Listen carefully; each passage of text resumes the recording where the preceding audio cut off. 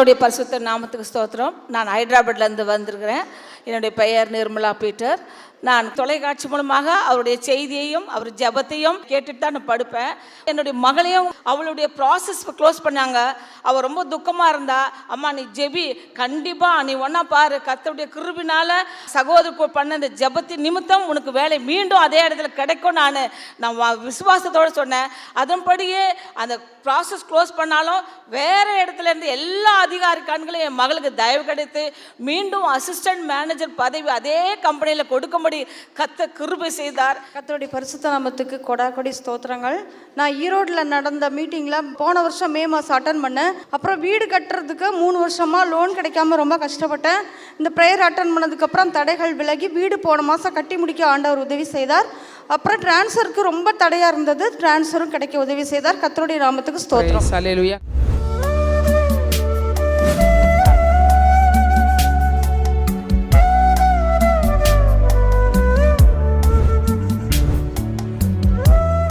கிறிஸ்துவுக்குள் மிகவும் பிரியமான எனதருமை சகோதர சகோதரிகளே, நம்மை சிருஷ்டித்தவரும் நம்மை உண்டாக்கினவரும் நம்மை ஒருபோதும் மறந்து போகாதவருமாகிய இயேசு கிறிஸ்துவின் விலையேற்ற நாமத்தினால உங்கள் எல்லாரையும் வாழ்த்தி ஆசீர்வதிக்கிறேன். அல்லேலூயா. எல்லாரும் சந்தோஷமாக இருக்கீங்களா? என் வேதம் சொல்லுகிறது, என்னுடைய நாமத்தை பிரஸ்தாபப்படுத்துகிற எந்த இடமா இருந்தாலும் நானே நேரம் வந்து உங்களை ஆசீர்வதிப்பேன். ஆமேன். இந்த நாளிலும் ஆண்டவருடைய பாதப்படியில் அமர்ந்து, ஆண்டவரே இந்த சிலுவை தியான கூட்டத்திலே என் பிள்ளைகளுக்கு என்ன மங்கள வார்த்தை சொல்ல விரும்புகிறேன். தேவ சமூகத்திலே ஜெபத்திலே தரித்திருந்த பொழுது கர்த்தர் இந்த நாள் தியானத்திற்காக கொடுத்த மங்கள வார்த்தை ஏசாயா தீர்க்கதரிசியின் புஸ்தகம் 53ஆம் அதிகாரம் 3வது வசனம் இப்படியாய் சொல்லுகிறது. எடுத்து வாசிப்போமா? அவர் அசட்டை பண்ணப்பட்டவரும் மனுஷரால் புறக்கணிக்கப்பட்டவரும் துக்கம் நிறைந்தவரும் பாடு அனுபவித்தவருமாயிருந்தார். அவரை விட்டு நம்முடைய முகங்களை மறைத்துக் கொண்டோம். அவர் அசட்டை பண்ணப்பட்டிருந்தார். அவரை எண்ணாமற் போனோம். இன்றைக்கு 4 காரியங்களை நாம் தியானிக்க போகிறோம். முதலாவது, ஆண்டவர் அசட்டை பண்ணப்பட்டிருந்தார். 2வது, அவர் புறக்கணிக்கப்பட்டிருந்தார். 3வது, அவர் துக்கம் நிறைந்தவராயிருந்தார். 4வது, பாடு அனுபவிக்கிறவருமாயிருந்தார். முதலாவது, அவர் அசட்டை பண்ணப்பட்டிருந்தார் என்று அதே வசனத்தினுடைய கடைசி பகுதி சொல்லுகிறது. ஏசாயா 53:3 கடைசி பகுதி இப்படியாய் சொல்லுகிறது, அவர் அசட்டை பண்ணப்பட்டிருந்தார், அவரை எண்ணாமல் போனோம். யாராவது உங்களை கூப்பிட்டு நீங்கள் காது கேட்காத மாதிரி போனால் அந்த கூட்டவங்களுடைய இருதயம் எவ்வளோ வேதனைப்படுத்தும்.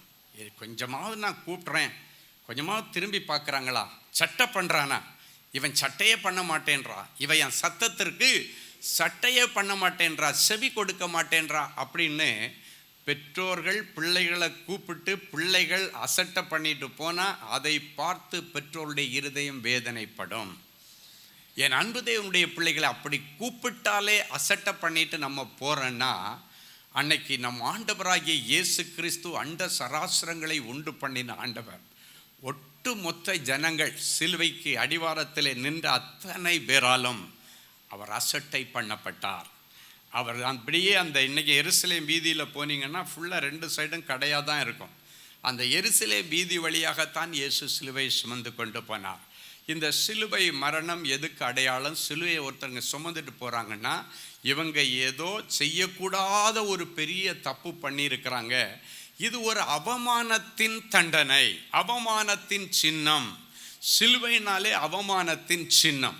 அதை பார்க்கும்போது உடனே இவன் ஏதோ ஒரு பெரிய தப்பு பண்ணியிருக்கான், அதனால தான் சிலுவை மரணத்தை அவனுக்காக ஒப்பு கொடுத்திருக்கிறார்கள் என்று சொல்லி மனுஷர்கள் புரிந்து கொள்ளுவதற்கு அடையாளம்தான் இந்த சிலுவை பாடு மரணங்கள்.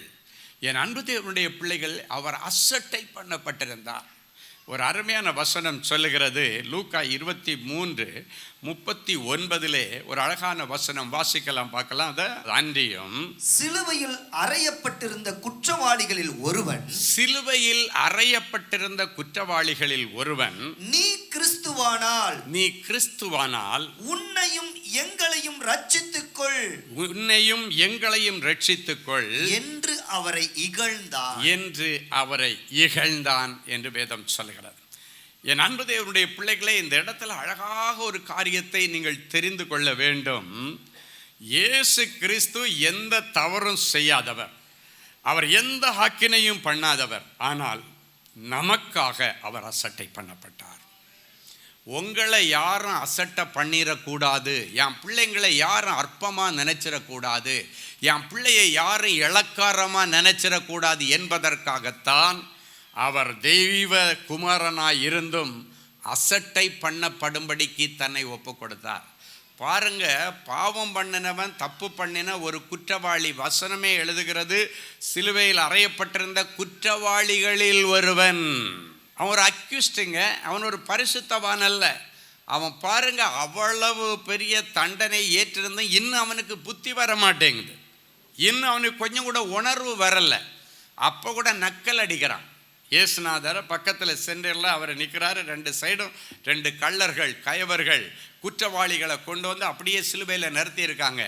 அந்த கடைசி நிமிஷம் சாவர நேரத்தில் கூட இந்த நக்கல் அவனுக்கு நிற்கலை. பாருங்கள், நீங்கள் பெரிய தெய்வமாக இருந்தால் உங்களையும் ரட்சித்துட்டு எங்களையும் ரட்சிங்க என்று சொல்லி அவரை அசட்டை பண்ணுறான், அற்பமாக நினைக்கிறான்.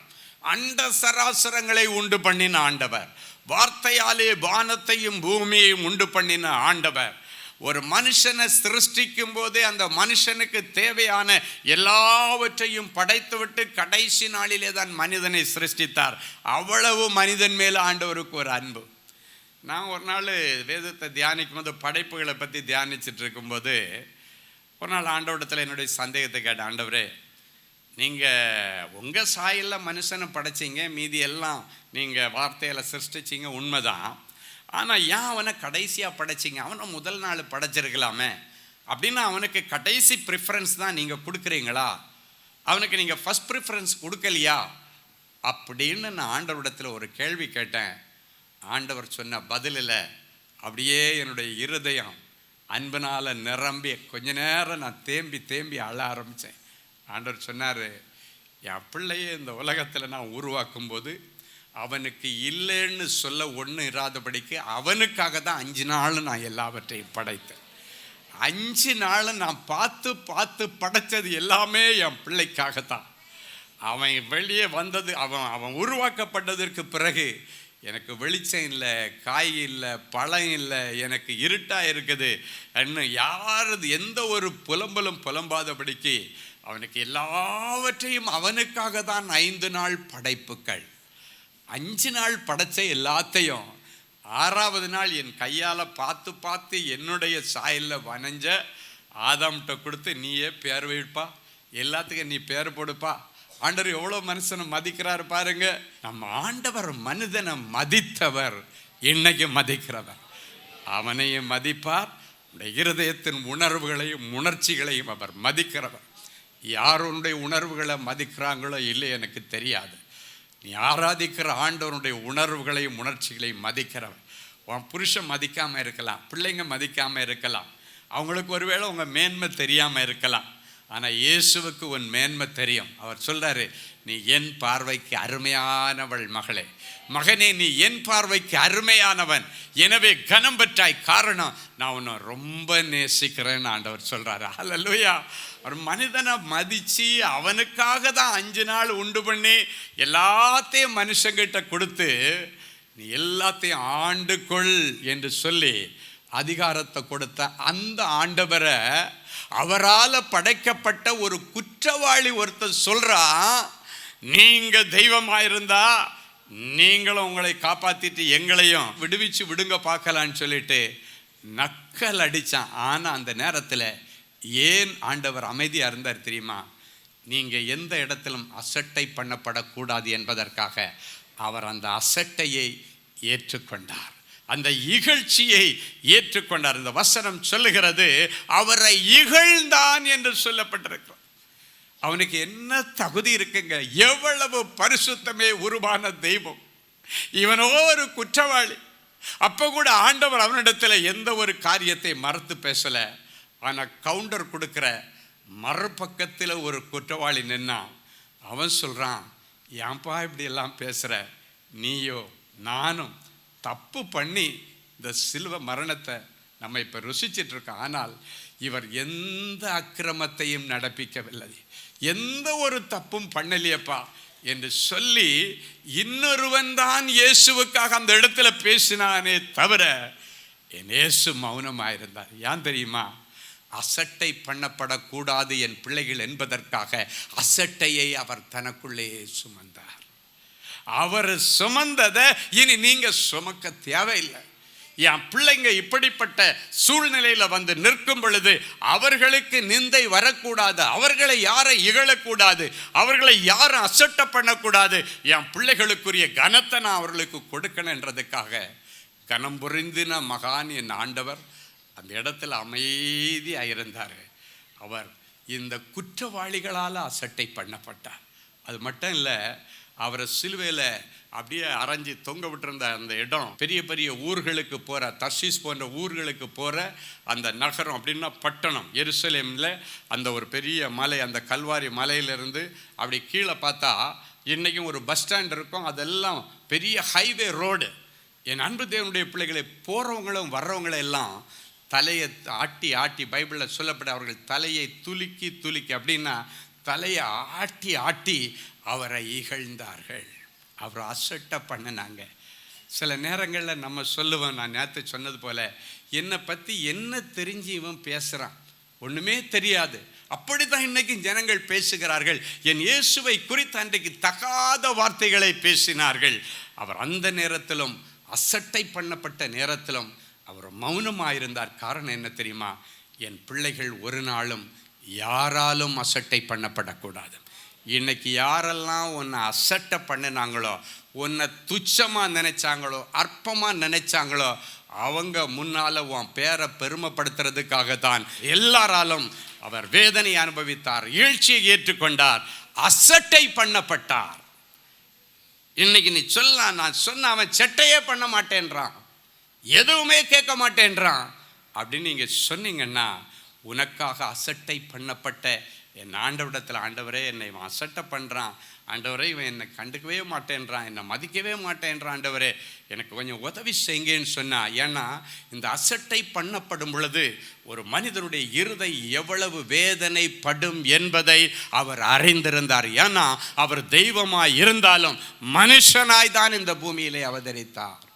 அப்ப எவ்வளவு வேதனை வரும் என்பது என் ஆண்டவருக்கு தெரிந்தபடியினாலே தான் அப்படிப்பட்ட வேதனையோடு கூட நடக்கிற பிள்ளைகளுக்கு அவர் உதவி செய்ய வல்லவராயிருக்கிறார்.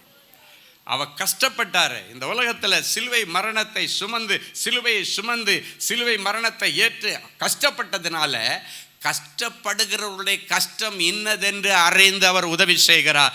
அவர் அசட்டை பண்ணப்பட்டபடியினாலே அசட்டை பண்ணப்படுவருடைய பிள்ளைகளுடைய இருதயம் எவ்வளவு வேதனைப்படும் என்பதை அறிந்து அந்த காரியத்தில் இன்னைக்கு உனக்கு உதவி செய்வார். ஹல்லேலூயா. ஆனால் நம்ம ஒரு நாள் ஆண்டவரை அசட்டை பண்ணக்கூடாது.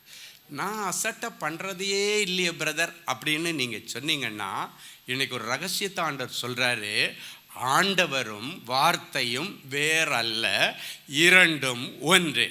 ஆண்டவருடைய வார்த்தையை நீ அசட்டை பண்ணுவது என் ஆண்டவரை அசட்டை பண்ணுவதற்கு சமம்.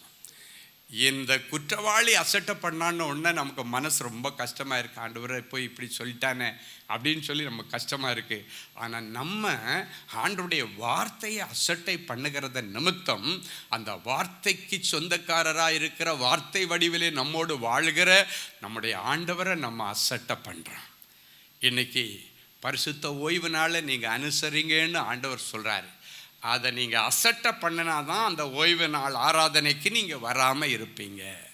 நம்ம எப்படி அசால்ட்டாக ஆண்டவரை அசட்டை பண்ணுறோம் பாருங்கள். உதாரணத்துக்கு தான் நான் இது ஒன்று சொல்கிறேன். ஆண்டவர் சொல்லுகிறார், என் பரிசுத்த நாளை மகிமையுள்ள நாள் என்று சொல்லி அதை கனம் பண்ணுவாயானால் பூமியின் உயர்ந்த ஸ்தானத்தில் உன்னை ஏற்றி உட்கார வைப்பேன்னு சொல்கிறார். என் பரிசுத்த நாள் ஆகிய ஓய்வு நாளிலே உனக்கு இஷ்டமானதை செய்யாதபடி உன் கால்களை விலக்கி உன்னுடைய சொந்த பேச்சை பேசாம உன்னுடைய காரியமா போகாம அது கர்த்தருடைய நாள் என்று கனம் பண்ணணுமா. அப்ப அதை நம்ம கனம் பண்ணலைன்னா ஆண்டவரை அசட்டை பண்ணுகிறோம். ஆண்டவருடைய ஒரு சட்டத்தை நம்ம அவமதிக்கிறோம். அன்னைக்கு அந்த குற்றவாளி அதை தான் செய்தான். இன்றைக்கு நாம் தெரியாமலே இப்படிப்பட்ட பாவங்களை செய்து கொண்டிருக்கிறோம். நம்முடைய ஆண்டவரை அசட்டை பண்ணுகிறோம். ஒருவேளை இன்னைக்கு வரைக்கும் அப்படி நம்ம அசட்டை பண்ணணும்னா ஆண்டவருடைய ஊழியர்களை அசட்டை பண்ணுவது ஆண்டவரை அசட்டை பண்ணுவதற்கு சமம். எனவே இன்னைக்கு அப்படிப்பட்ட காரியங்களில் தேவ பிள்ளைகள் மனம் திரும்பணும். உயிரே போனால் கூட சரி, எனக்கு நடக்கிறதுக்கு ஒரு பலன் இருக்குது, இல்லைன்னா ஒருத்தர் கையை பிடிச்சி கூட்டு வர ஒரு பலன் இருக்குதுன்னா நீங்கள் சண்டே ஆனால் ஆலயத்துக்கு போகாமல் இருக்கவே கூடாது. ஏன்னா அது ஆண்டவருடைய கட்டளை. அதை மீறுவது அவரை அசட்டை பண்ணுவதற்கு சமம். ஒன்றும் இல்லை, பிள்ளையை கல்யாணம் பண்ணி கொடுத்துட்டீங்க, பேர பிள்ளையை பார்த்துட்டீங்க. தாத்தா பாட்டிக்கு பேர பிள்ளைங்கன்னா தான் கொள்ள ஆசை. அப்போது அந்த பேர பிள்ளைய தாத்தா பாட்டிகிட்ட காமிக்காமல் இருக்கிறது உன்னுடைய மாமியாரையும் மாமனாரையும் இல்லைன்னா உன்னுடைய அப்பாவையும் அம்மாவையும் நீ அசட்டை பண்ணுவதற்கு அடையாளம். அவங்க பார்க்குறதுக்கு ஆசையாக இருப்பாங்க. எப்போ பேர பிள்ளையை பார்க்கலாம், கொஞ்ச நேரம் கொஞ்சலாம் அப்படின்னெல்லாம் அவங்களுக்கு ஆசையாக இருக்கும். ஆனால் இன்றைக்கி மக்களால் அதை புரிந்து கொள்ள முடியலை. அவங்க பெற்றோரை அசட்டை பண்ணுறாங்க. அவங்கள அசட்டை பண்ணுறது மட்டுமல்ல, அவருடைய நியாயமான உணர்வுகளையும் நியாயமான விருப்பங்களையும் அவர்கள் அசட்டை பண்ணுகிறார்கள். அவற்றை குழி தோண்டி புதைக்கிறாங்க. அப்போ பாருங்கள், உங்கள் பேரண்ட்ஸ் உங்கள் பிள்ளைகளை பேர பிள்ளைகளை இல்லைன்னா கல்யாணம் பண்ணி கொடுத்த தன்னுடைய பிள்ளைகளை வீட்டுக்கு ஒரு நாள் வரும்போது அவங்க ஆசையாக எதிர்பார்த்துட்டு இருக்கிறாங்க. ஆனால் வர்றேன்னு சொல்லிட்டு திடீர்னு வரலேன்னு நீங்கள் சொன்னீங்கன்னா அவங்கள நீங்கள் அசட்டை பண்ணுறதுக்கு அடையாளம். அவங்க எவ்வளோ வேதனைப்படுவாங்க. அதே போல் ஆண்டவருடைய வீட்டுக்கு வரும்போது ஆண்டவருடைய பிள்ளைகள் இங்கே வரலன்னா தேவ சமூகத்தில் உனக்காக உன் பிள்ளைக்காக காத்திருக்கிற ஆண்டவரை நீங்கள் டைரக்டாக அசட்டை பண்ணுகிறீர்கள். அவரை நீங்கள் ரொம்ப அசால்ட்டாக அதாவது ஆண்டவருக்குன்னு ஒரு மரியாதை இருக்குதுங்க. அந்த மரியாதையை இன்னைக்கு அந்நிய மார்க்கத்தில் இருக்கிறவங்க கொடுக்குறாங்க. நம்ம எல்லாம் இன்னைக்கு அந்த காரியங்களை எல்லாம் செய்கிறது ரொம்ப குறைஞ்சிக்கிட்டே வருது. என் அன்பு தேவனுடைய பிள்ளைகளை, ஒரு நாளும் ஆண்டவர் மேலே நீங்கள் வைத்திருக்கிற அன்பும் அந்த ஆர்வமும் நாளுக்கு நாள் கூடணுமே தவிர ஒரு நாளும் இறங்கிடக்கூடாது. அதை இறங்கிருச்சுன்னா நீ கர்த்தருக்கு பயப்படுகிற பயத்திலேருந்து கீழே இறங்கிட்டேன்னு தான் அதுக்கு அர்த்தம். கர்த்தருக்கு பயப்படுகிற பிள்ளைகளுக்கு என்னென்ன ஆசீர்வாதம்னு 128ஆம் சங்கீதத்தில் போடப்பட்ட வார்த்தைகளெல்லாம் அதன் பிறகு நோ அப்படின்னு ஆகிடும். அதுதான் ஒரு குடும்பத்திற்கு வேண்டிய ஆசீர்வாதங்கள். அப்போ அந்த கர்த்தருக்கு பயப்படுகிற பயத்தில் இருந்து நீங்கள் இறங்கிட்டீங்கன்னு உங்களுடைய செய்கைகள் காண்பிக்கும். நல்ல கவனிங்க, ஆபிரகாமிட்ட ஆண்டவர் சொல்கிறாரு, உன் பிள்ளையாகிய ஈசாக்கை கொண்டு வந்து எனக்கு மோரியா மலையிலே பலி செலுத்துன்னு சொல்கிறார். அவன் பலி செலுத்த போனபடியினாலே, அது மட்டும் இல்லை, பலி செலுத்த துணிந்தபடியினாலே ஆண்டவர் அதை தடுத்து நிறுத்தினாலும் ஆண்டவர் சொல்கிறாரு, உன் ஒரே பேரான குமாரன் என்றும் பாராமல் உன் பிள்ளையை என்னுடைய வார்த்தைக்கு கீழ்ப்படிந்து நீ பலி செலுத்த தீர்மானித்தபடியினால் நீ கர்த்தருக்கு பயப்படுகிறவன் என்பதை இதனால் நான் அறிந்திருக்கிறேன். அப்போ நம்முடைய செய்கைகள் ஒவ்வொன்றும் நாம் கர்த்தருக்கு பயப்படுகிறவர்கள் என்பதை ஆண்டவருக்கு சுட்டி காட்டுகிற அளவுக்கு உன்னுடைய செய்கைகள் இருக்கணும். ஸோ இன்னைக்கு அப்படிப்பட்ட ஒரு மனமாற்றத்தை கர்த்தர் உள்ளத்தில் எதிர்பார்க்கிறார். முதல்ல பார்த்தீங்கன்னா, சபைக்கு ஒன்றும் இல்லாத நேரத்தில் பஞ்சத்தில் இருக்கும்போது கஷ்டத்தில் இருக்கும்போது வருவாங்க. ஆண்டவர் நல்லா ஆசீர்வதித்து தொழிலை கொடுத்து பிள்ளைகளை வெளிநாட்டில் வேலையெல்லாம் கொடுத்து பிள்ளைகளை நல்லா செட்டில் பண்ணிட்டாங்கன்னா அதுக்கு பிறகு கொஞ்சம் அது ஸ்லோவாகிடும். எல்லாரும் இல்லை, ஒரு சிலர் அப்படி ஸ்லோவாகும். கேட்டால், என்ன பிரதர் நீங்கள் சர்ச்சுக்கு வரல? அது தெரியாத பாஸ்டர், நீங்கள் தானே அந்த கம்பெனியை திறந்து வச்சிங்க, நீங்கள் தானே அந்த கடையை திறந்து வச்சிங்க. கடையில் ஞாயிற்றுக்கிழமை தான் பாஸ்டர் வியாபாரம் ரொம்ப ஆகுது, அதனால் அந்த ஜனங்களை ஏமாற்றக்கூடாது. பாருங்கள், இவன் ஜனங்களுக்கு சாமான் கொடுத்து ஏமாத்துறேன்னு சொல்லிட்டு ஆண்டவரை ஏமாற்றிட்டு இருக்கிறான். என் அன்பு தேவனுடைய பிள்ளைகளை பாருங்க, ஆண்டவர் கொடுத்த ஆசீர்வாதமே சில நேரங்களில் ஆண்டவரை அசட்டை பண்ணுவதற்கு ஏதுவாக மாறிடுச்சுன்னா ஆண்டவர் ஒரு நாள் சொல்லுவார், ஏன் தான் இவனுக்கு இந்த கம்பெனியை கொடுத்தனோ, ஏன் தான் இவனை அமெரிக்காவில் கொண்டு வச்சனோ, ஏன் தான் இவனுக்கு இந்த பெரிய வேலையில் வச்சனோ என்று என்னுடைய இருதயம் விசனப்படுகிறதுன்னு ஆண்டவர் சொல்லக்கூடாதபடிக்கு இன்னிலிருந்து இந்த காரியத்தில் நீங்கள் ரொம்ப ஜாக்கிரதையாக இருக்கணும். ஹல்லேலூயா. இது அப்படியே குடும்ப வாழ்க்கையில் இணைச்சி சில காரியங்களை ஆண்டவர் சொல்கிறாரு. ஒரு அழகான வசனம் ஏசாயா 60:14 இப்படியாய் சொல்லுகிறது, வாசிப்போமா? உன்னை ஒடுக்கினவர்களின் பிள்ளைகளும் உன்னிடத்திலே குனிந்து உன்னிடத்தில் வந்து உன்னை அசட்டை பண்ணின யாவரும் உன் காலடியில் பணிந்து உன்னை கர்த்தருடைய நகரம் என்றும் இஸ்ரவேலுடைய பரிசுத்தரின் சீயோன் என்றும் சொல்லுவார்கள். நல்ல கவனிங்க. நீங்க கர்த்தரை அசட்டை பண்ணாம அவரை கனம் பண்ணினீங்கன்னா ஒருத்தரும் ஒன்று அசட்டை பண்ண ஆண்டவர் விட மாட்டாரு. யாராவது ஒன்று அசட்டை பண்ணாங்கன்னா வசனம் சொல்லுகிறது, உன்னை ஒடுக்கினவர்களின் பிள்ளைகளும் குனிந்து உன்னிடத்தில் வந்து உன்னை அசட்டை பண்ணின யாவரும் உன் காலடியிலே வந்து விழுவார்கள். ஆண்டவரை அசட்டை பண்ணீங்கன்னா மற்றவர்களால் நீங்கள் அசட்டை பண்ணப்படுவீர்கள், மற்றவர்களால் நீங்கள் அற்பமாய் நடத்தப்படுவீர்கள் என்பதில் எந்த ஒரு சந்தேகமும் இல்லை. ஆனால் ஆண்டவர் சொல்றாரு, நீங்க ஆண்டவரை அசட்டை பண்ணாம கனம் பண்ணீங்கன்னா யாரெல்லாம் உன்னை அசட்டை பண்ணினாங்களோ அவங்க உன் காலடியில் வந்து விழுவாங்க. ஹல்லேலூயா. என் அன்பு தேவனுடைய பிள்ளைகளே, நல்ல தேவ செய்தியை கேட்டீர்கள், நல்ல சாட்சிகளையும் பார்த்தீர்கள். ஆண்டவரே, நானும் இப்படிப்பட்ட ஒரு அற்புதத்துக்கு தானே காத்துட்ருக்கிறேன் அப்படின்னு ஏங்கிட்டு இருக்கிறீங்களா? உங்கள் அற்புதத்துக்காக அப்படியே நீங்கள் முழங்கால்களை தாழ்த்துங்க. இது உங்கள் அற்புதத்தின் நேரம். ஜெபிக்கலாமா? அன்பான ஆண்டவரே, உமக்கு நன்றி. நிறைஞ்ச மனசில் என் பிள்ளைகளை ஆசீர்வதிக்கிறேன். உம்முடைய மங்களகரமான வார்த்தைகளை கேட்டுக்கொண்டு டிவி பெட்டிக்கு முன்னால் முழந்தாள் படியிட்டு, ஆண்டவரே எனக்கு இறங்கும், ஆண்டவரே எனக்கு உதவி செய்யும் என்று கேட்கிற என் பிள்ளைகளுக்கு உடைய உதவிக்கரம் நீட்டப்படட்டும். இன்றைக்கு என் பிள்ளைகள் இந்த செய்தியில் என்னென்ன வார்த்தைகள் எல்லாம் கேட்டாங்களோ அந்த வார்த்தைகள் எல்லாம் இவர்கள் வாழ்க்கையிலே ஆம் என்றும் ஆமேன் என்றும் நிறைவேறட்டும். எல்லா தடைகளை உடைச்சி போடுங்க ஆண்டவரே. தடைகளை உடைக்கிற ஆண்டவரே, என் பிள்ளைகளுக்கு முன்னே செல்லுவீராக.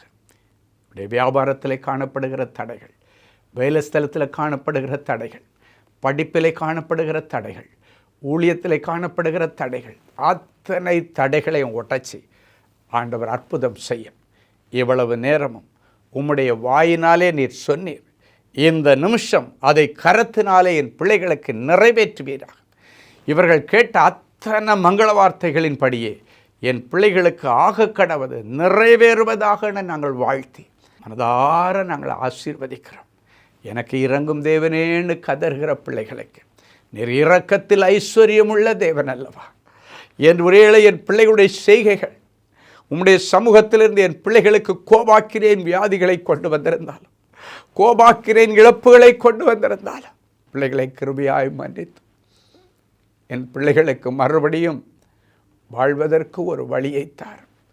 மறுபடியும் என் பிள்ளைகளை இழந்து போனவற்றை பெற்றுக்கொள்ளட்டும். ஆண்டவருடைய சரீரத்தில் இருக்கிற கொள்ளை நோய் இயேசுவின் நாமத்தினாலே மறைந்து போகட்டும். தெய்வீக தொடுதலை தார். டிவி பெட்டிக்கு முன்னால் முழந்தாள் படியிட்டு கிடக்கிற என் பிள்ளைகள் உடைய இருதயத்தின் அங்கலாய்ப்புகள் உமக்கு தெரியும் ஆண்டவர். சில காரியங்களை யாரிடத்தில் சொல்லி அழ முடியாமல் என் பிள்ளைங்க கதறிட்டு இருக்கிறாங்க.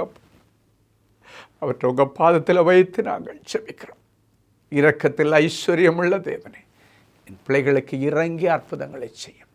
ஒவ்வொருவரையும் தொட்டு குணமாக்கும். கற்பத்தின் வியாதிகள் மாறட்டும் சுவாமி. கற்பத்தில் இருக்கிற கட்டுகளும் கட்டிகளும் மறைந்து போகட்டும். ஒரு சந்ததிக்காய் இயங்கிக் கொண்டிருக்கிற என் பிள்ளைகளுக்கு இன்றைக்கே ஒரு அற்புதம் நடக்கட்டும். இன்றைக்கே பரலோகத்தின் திரவியம் அவருடைய கற்பத்தை நிரப்பட்ட சுவாமி. யாராவது என்னை கை தூக்கி விடமாட்டாங்களான்னு கதறிக்கொண்டிருக்கிற பிள்ளைகளுக்கு ஆண்டவரே இறங்கி நின்று என் பிள்ளைகளை கை தூக்கி அவர்களை ராஜாக்களோடும் பிரபுக்களோடும் உட்கார வைத்து அழக பார்ப்பீராக. நியாயமான விருப்பங்கள் வாஞ்சிகள் எல்லாம் நிறைவேறட்டும். நிறைஞ்ச மனசில் பிள்ளைகளை ஆசீர்வதிக்கிறேன். இயேசுவின் மூலம் பிதாவே, ஆமேன், ஆமேன்.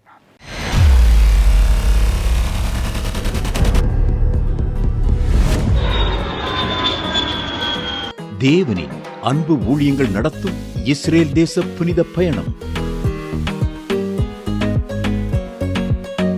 அன்பானவர்களே, ஆண்டவராகிய இயேசு கிறிஸ்து பிறந்து வளர்ந்து ஊழியம் செய்து மரித்து அடக்கம் பண்ணப்பட்டு உயிரோடு எழுந்த புனித ஸ்தலங்களை கண்டு மகிழ இதோ ஓர் அரிய வாய்ப்பு.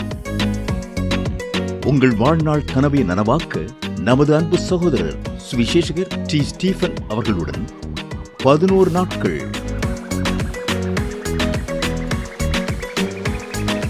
எகிப்து,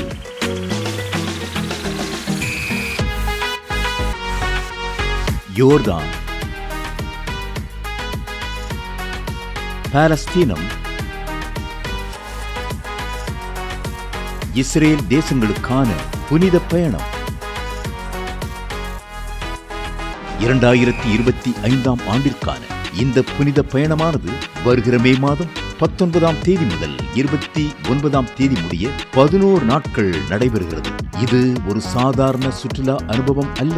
இயேசு கிறிஸ்துவின் பாதங்கள் பதிந்த இடங்களில் உங்களுடைய பாதங்களும் பதியும்படிக்கு அவருடைய கரங்களை பிடித்து நடக்கிற ஓர் உன்னத அனுபவம்.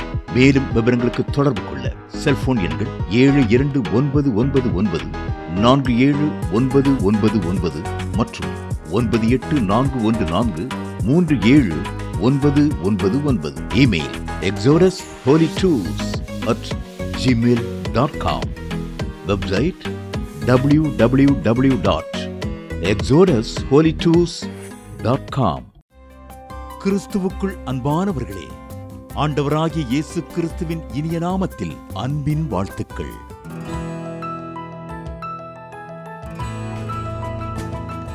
எங்களுடைய மார்வெல் திருமண தகவல் மையத்தை ஆன்லைன் சேவை மூலம் உங்களுக்கு அறிமுகப்படுத்துவதில் நாங்கள் மிகுந்த மகிழ்ச்சி அடைகிறோம். எங்களது மார்வெல் திருமண மையம் கிறிஸ்தவ குடும்பத்தில் திருமணத்திற்கு ஆயத்தமாயிருப்பவர்கள் தங்களுக்கு ஏற்ற வாழ்க்கை துணையை தேர்ந்தெடுக்க சிறந்த திருமண சேவை மையமாக இருக்கிறது. மேலும் மார்வெல் திருமண தகவல் மையத்தில் நீங்கள் பதிவு செய்வதற்கு எங்களது இணையதள முகவரி www.marvelmatrimony.com மற்றும் அலைபேசி எண் 7824855999 என்ற எண்ணிற்கு தொடர்பு கொள்ளலாம். சென்னை, நாகர்கோவில் மற்றும் மும்பை நகரில் உள்ளவர்கள் பதிவு செய்ய விரும்பினால் கீழ்க்கண்ட விலாசங்களில் உள்ள எங்களது அலுவலகங்களோடு தொடர்பு கொள்ளலாம். Email info@marvelmatrimony.com. ஆண்டவர்தாமே உங்களை அளவில்லாமல் ஆசீர்வதிப்பாராக. அன்பு தேவனுடைய பிள்ளைகளே, இந்நிகழ்ச்சியின் மூலம் நீங்கள் பெற்றுக்கொண்ட ஆசீர்வாதங்களை உங்கள் ஜெப விண்ணப்பங்களையும் அனுப்ப வேண்டிய முகவரி தேவனின் அன்பு ஊழியங்கள், எண் 340B பார் 1A 3B1 Vinayak avenue, OMR road, Okkiyam, Thoraipakkam, Chennai 600097. இது இந்தியன் ஆயில் பெட்ரோல் பங்க் எதிரில் அமைந்துள்ளது மற்றும் காக்னிசன்ட் டெக்னாலஜி சொல்யூஷன்ஸ் அருகிலும் அமைந்துள்ளது. மின்னஞ்சல் prayer@godsloveministries.co.in. எங்களது இணையதளம் www.godsloveministries.co.in. மேலும் 24 மணி நேர ஜெப உதவிக்கு 04454479999 மற்றும் 9941950999 என்ற எண்களுக்கு தொடர்பு கொள்ளுங்கள். கர்த்தர் தாமே உங்களை ஆசீர்வதிப்பாராக.